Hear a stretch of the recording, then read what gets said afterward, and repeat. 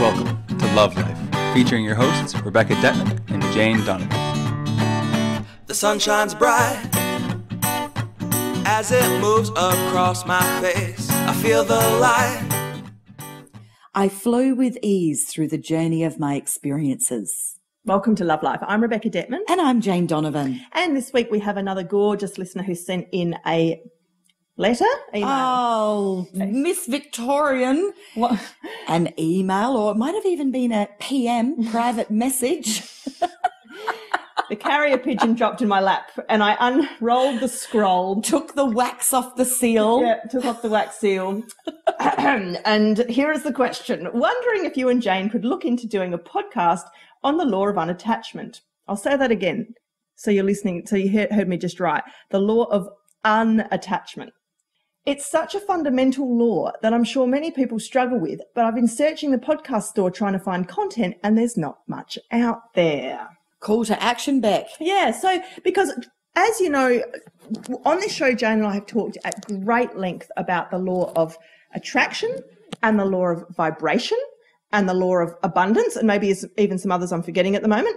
But we have not talked about the law of unattachment except in passing, because I know that I've mentioned it a couple of times because I always connect it with a Buddhist thing. I'm pretty sure it's a Buddhist law of unattachment because a lot of Buddha's spiritual philosophy is based on this idea of having no attachment. And the minute attachment to anything in the physical world occurs, it automatically equals suffering or provides resistance, puts you in line for potential suffering, because the minute you're attached to something, it could be taken away, it could change, it could anything at all. And that immediately plunges into emotional out of control territory. So I liken it to the original Buddhist concept. However, I think today Jane and I, of course, are going to explore it in very Rebecca and Jane type of ways. And we both kind of said that, well, I don't know if we've got a lot about this that we've kind of thought about or researched or studied before, but it's good to actually just go with this and see what comes out. And see what comes up, because I think we're going to have a look at how this operates or doesn't operate in our own lives, as well as in others that we've observed. So we can do a little bit of traditional Buddhism here, but I think we can also throw it a bit larger and mix it into the Beck and Janeism pot of Beck, I've got to ask, do you think the law of unattachment, is it similar or different to the law of surrender? Because I kind of see them as being very similar. Or is it that surrender can be as a tool, a skill that is required to be able to execute the law of unattachment? I think they're two different things, but they're very close. It's a bit like when we did that whole episode on compassion, and we also talked about sympathy, empathy, and compassion. They're very similar but different. They're actually different concepts. Same, different. Yeah. So surrender, I think, particularly comes into play where you can't let go of something which is actually eating away at you or starting to harm you. And which then again is closely connected to forgiveness and letting go. It's not just harmless though too, because it could be like something good. You might have, written a book and you want to send your manuscript off to a publisher. So it's an exciting thing, but you kind of got to now surrender to what will be, will be. Oh, when you put it that way, it sounds like it doesn't it? Yeah. Okay. So maybe I didn't articulate. Okay. So surrender can be used in several different ways. I think so. So are we coming from love? Are we coming from fear? Has a different feel about the law of unattachment. Yes, it does. It does. So it's almost like it's like need versus desire. So I can think of a couple of instances in my life where the law of unattachment worked. And I might have said this before, so forgive me if I repeat myself, but in ancient mythology, there's this kind of idea of the hero on the journey, and the hero has to go through a series of quests and trials and adventures to get to the ultimate, kind of holy grail type thing. And often the hero has to pass through 3 gates. Gates are hugely symbolic. And the third or the last gate, that's the hardest one to get through. The other gates were easy because he had to figure out a riddle or fight a dragon. He could do all of that. But when he gets to the final gate, the only way to get through the gate, which he really wants to get through because then he's knighted and finished and won and he's got the reward and all that, the only way to get through is to not want to get through the gate. That's my dog snoring into the podcast. Oh, Nalia, stop getting in on the game. All right, photo of Nalia has to go up on the Facebook page again. All right. So apologies. Sorry, Beck. If you heard something weird there, that was Nalia snoring. Okay, so the hero arrives and every fibre of his being wants to get through this gate because it's the sum total of like everything he's striving for. And yet he has to let go. He has to actually be okay with exactly who he is, with what he already has, and not think that what is on the other side is necessarily going to be better or make him better or is something better. This is actually classic spiritual philosophy. It's that idea that and this is the fault with modern New Age spirituality, which is this idea that spirituality equals happiness or gets us something that, you know, like what we are right now isn't good enough, or it's flawed. It's not okay. It's not enough. We've got to get somewhere. We've got to be something. But actually, you are God right now. You are divine white light. Everything you have, you need right now. It's all here. And once we can surrender, there's that word, into that concept, we let go and make peace, and then we have everything we want. There it all is. So often we find that when people are striving for something, or when they're in the healing process, when they're really into self-development and there's a particular part of themselves that they're not happy, it's not working for them, and they've got to get different tools and heal and change and grow. And so often once they've done that, what they wanted back then now appears. And it's like, well, where was that when I needed it? And I feel that word need is such a strong indicator that you're going in the wrong way. Yeah. And so I'll often say, you know, need, want, two different things as a joke. And that's me standing in a shop looking at something I want to buy and going, need, want, I've got to turn it into a need so I can justify it. However, the reality is that need is neediness, which is always going to have you pushing the boat upstream. It is going to be hard work. So when you feel that you need something, you've got to then look at what is the emotion that I'm going to get from that happening. Now, whether it's a new job opportunity, if somebody buys your book manuscript, you've made a new friend, you've met somebody to date, you've lost weight, whatever it is, it doesn't matter. What is it that you think when you have that happen that you are going to feel? And as you determine what that feeling is, you then need to find ways of having that feeling in your life now. It's like with the singles dating thing. It's when people say, you know, I'd love to have a partner. Well, what does that feel like? What is it that you physically want to feel? And it's a hard one in the dating game because it involves another person. However, you can do it. I would feel a greater sense of connection. I would feel worthiness. I would feel safe. I would feel whatever it is. Then identify those emotions and then find ways to give that to yourself. As you do, you are now moving into unattachment of that need. And the neediness goes and it now becomes a desire. And a desire is something that would be awesome. Doesn't matter. If it doesn't happen, it doesn't matter. Taking back some power and some control, I think, because when you feel like I'm incomplete until I have that thing, or that thing will, yes, you're right. Yeah, incomplete. It's like I need that in order to get ... or feel ... or have ... or be ... You are forever enslaved and you're actually out of your power balance. So we need to get rid of unhealthy hooks and obsessions on things. And again, I'm so sorry to be repeating myself, but you know how your same old stories come up. Because I know I've said this on the show before, but I remember hearing the story of a woman who tried to have a baby. So, of course, and there's a lot of women listening to this who will know what that feeling feels like. When you really want a child and it's not coming through, it's actually a very sad, grief-stricken, hollow, desperate feeling. And you get so attached and you get so needy and you get so fixated and obsessive and upset, and it just becomes so much, it just becomes so intense, right? Now, this one woman, she managed to get pregnant eventually after this long struggle. And of course, she hadn't had the baby yet. She was only, say, 4 or 5 or 6 months pregnant. But her whole demeanor changed. Her whole energy changed. She was at peace. She was laughing. She was flowing. She was happy. And in a funny way, she still doesn't even have the baby yet. She hasn't got one in her arms. She hasn't got one in the cot in the nursery. She doesn't have a baby. She just changed her energy approach in her body. I mean, yes, there might be some cells clustered in her uterus, but it was like that was all the proof she needed to change her mindset on having versus not having. And isn't it funny how often, like in our material, physical world, we're so addicted and obsessed with the idea that unless I can see it, it's not real. Unless I can touch it, it's not mine. Unless I can put a chain or a rope around it, I can't own it. You know, we have to actually almost enslave things to get the feeling of safety, the feeling of reassurance and control that, okay, everything's all right now. Everything's under my control.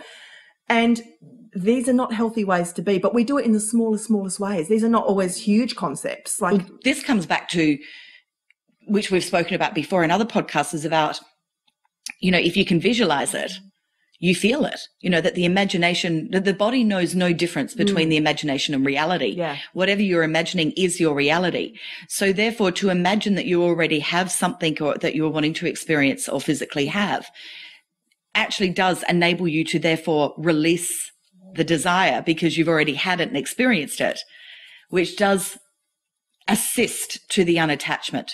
But it is very hard to really detach, isn't it? yes. And yet one of the things I've had, you know, big issues around control, being so controlling in businesses that I had, therefore that's the complete opposite of unattachment, is controlling. And so I had to look at what was each fear. Why was I controlling? What am I scared of? And you come back to episode 1. What's your fear? And as you identify the fear and remove the fear, because likely it's limited thinking, hasn't happened, is unlikely to happen, don't even worry about it. As you let go of each individual fear, your attachment or your need for control starts to reduce. So you don't go from I'm attached to I'm unattached. You go, it's a gentle turning the boat around to go downstream. And it's like a 20-point turn instead of being a 3-point turn. So each turn is identifying a fear and then releasing that fear. What's the next reason that I'm scared? What's the next thing? What's the next thing? And as you face each individual fear and remove them from your vibration, you can then come to a place of unattachment. And remember that this fear and control and power that Jane's talking about, this is how our society is set up. You know, governments run off fear, you know, politics, education, any system, any corporatization, any brand, advertising. It's all off fear, isn't it? It's all off this feeling about we have to either make other people do what we want so we feel in control, or we have to sell something that caters to fears. It's our whole society. So it is very hard to get out of almost the vibration of it, because we're so used to it. It's actually like the wallpaper. It's just so deeply embedded in our psyches that to relearn in our own brains and hearts how to live fearlessly and hence unattachedly is actually very hard. Very work. difficult. It's very difficult. hard. And maybe if we were all very, very poor in an African village with no clothes and no food, we'd have a very different concept with the idea of possessions or belongings or attachment or unattachment, because a homeless person may tell you that every day things come and go and they don't really have any control over where the next meal's coming from, or where that next kindness from a stranger may be shown, or the next warmth, or the next dry place, or the next shower, or whatever it is. And they, I presume, would have to make some level of peace with that feeling of surrender of every moment, every day is just going to be what it is going to be. And they may have a different sort of concept of gratitude around when it comes, I'll be grateful for it. If it's not there, well. That's why we see so many beautiful, you know, photos and sayings and stories on Facebook, you know, the source of all great information, that are from tribal communities where they're always so happy. And everyone says, you know, these people are happier than we are. Because they have that commune sense where everything is shared and one thing is everybody's. And if you think of that beautiful film from 20 years ago, The Gods Must Be Crazy, when the Coke bottle fell down out of the pilot, you know, the plane in the sky, and the indigenous people picked up this glass Coke bottle, their first inclination was to share it. It was for the whole village. And then very, very quickly, the minute attachment got in and people started to see its usefulness and they all wanted it and there was only one of them, that's when the emotional charge changed in the group. Which, of course, all comes back to self-worth, doesn't it? That I have low self-worth, like this is going to help me. I need to get it. I need to go further. And there's your fear. I've got a lot of clients that I coach around their businesses. They've got, small businesses that they are either newly startups or they're wanting to change in direction. And of course, there's a lot of attachment around that because they've spent years dreaming of their passion and their goals and visualizing it, and now they're making it happen. So attachment is massive. But it's interesting how they'll have quite a good flow. They'll go with a flow and they'll have lots of clients coming in. And then suddenly I'll get an email saying, all my clients have dried up. What's happened? And it will always be about go back to your fear. What was your fear? Well, actually, I got scared because this is also a lifestyle business. And I want to ensure that I've got time to do what is important to me as well. Like I want to be of service to my clients, but I also want to have this beautiful work-life balance. And so they went into the fear of, hang on, no, everybody's taking my time. I need my time. I need my time. So they became then attached to the fear of the time. So, okay, you can have your time. So it's like a flip. It's like what you fear, you can actually manifest very, very fast. But there's a flip side that you paid a price for it. You lost your clients. Yeah. So any time that there is any change in any routine that you are doing and it doesn't please you, it's not what you were wanting, look at what your fear was, and that's what you would have been attached to, which is causing the resistance. Beautiful. So looking from my own life experience, it's so fascinating. Let's use relationships because they're such a good relatable example.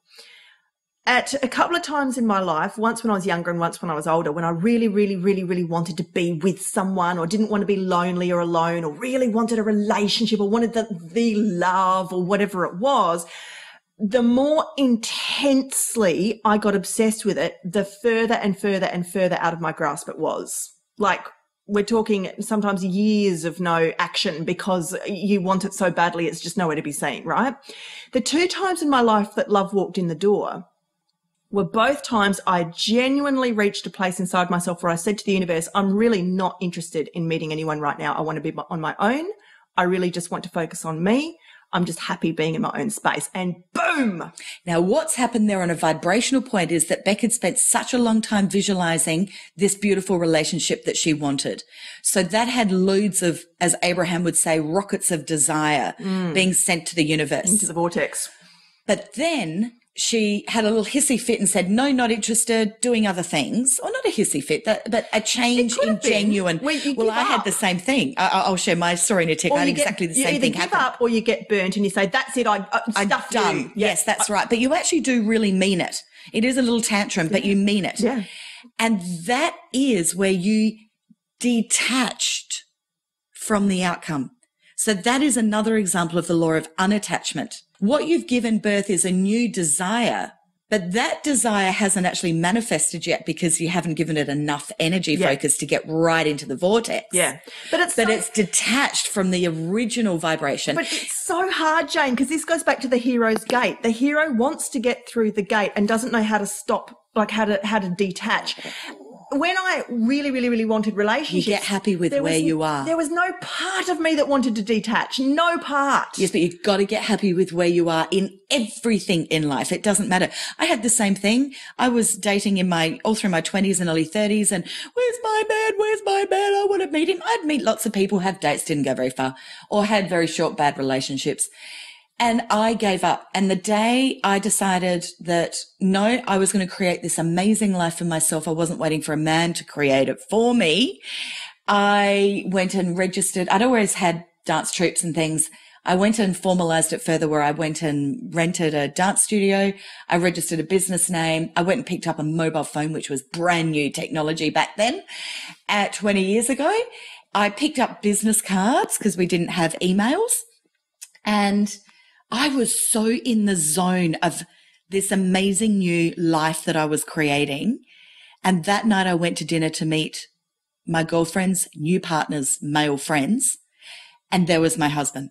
But the other thing was he met me as me. And I believe he was probably the first man I'd ever met that met the authentic me. Wow. Because I was too busy being an empath and pleasing everybody. That's not an authentic vibrational match. So he actually got to meet the authentic me, and I was not at all attached. Even when I walked in and saw this nice guy there, I did think, oh, he's nice. And I remember my girlfriend that night saying, what do you think of Simon? I said, yeah, he's marriage material. And that was that. But it was like, whatever, I'm busy. Well, 20 years later, 2 children later. So it is really looking at when you have completely changed your vibration around what it is you want. So it's the vibration of contentment, of peace, of joy, of gratitude, of happiness, of in the now. When you master that around your vision, you still have your vision, but you are not attached. Look out, because that's when it comes along. And I don't know how many times in the matchmaking world I've heard clients say, I'd just about given up. So there was a part of them that had given up. I nearly didn't go to that dinner. I nearly pulled the pin. I wasn't going to show up at that event. I was going to say no to you, Jane, meeting that girl or guy. I hear that every single day. Yeah. And that is, it's that point where they have really detached from holding on too tight. And that's exciting. And it is surrender. You're right, Jane. And we hear this all the time in acting stories as well about the actor that went to auditions for 10 years and said, I think it was Robert Pattinson, who became Edward Cullen in the Twilight franchise. And he was just like, I'm done. I'm not doing any more. And that was the last audition, was it? Yeah. Yeah, I love it. See, Yeah. in entertainment, I used to hear a lot of stories like that too. And I've just realised, listening to this, that I am living proof of the law of unattachment by my very physical body being on this planet, because my mother tried for 8 years to have children way before the days of IVF and gave up. And then she started, at one point, she started gaining weight. She was nearly 40 years old. And back then it was illegal to have children over at least 32, like, you know. And it wasn't quite illegal, but that's quite funny. She was like dieting, exercising, smoking to get rid of the weight and couldn't drop it because she had so given up the idea that she was capable of having children completely. She convinced herself she couldn't. So she went to the doctor and she said, I cannot shift this stomach fat. And he said, you're pregnant. Wow. And then she dropped the ciggies. And then I was born as an only child and she was 40.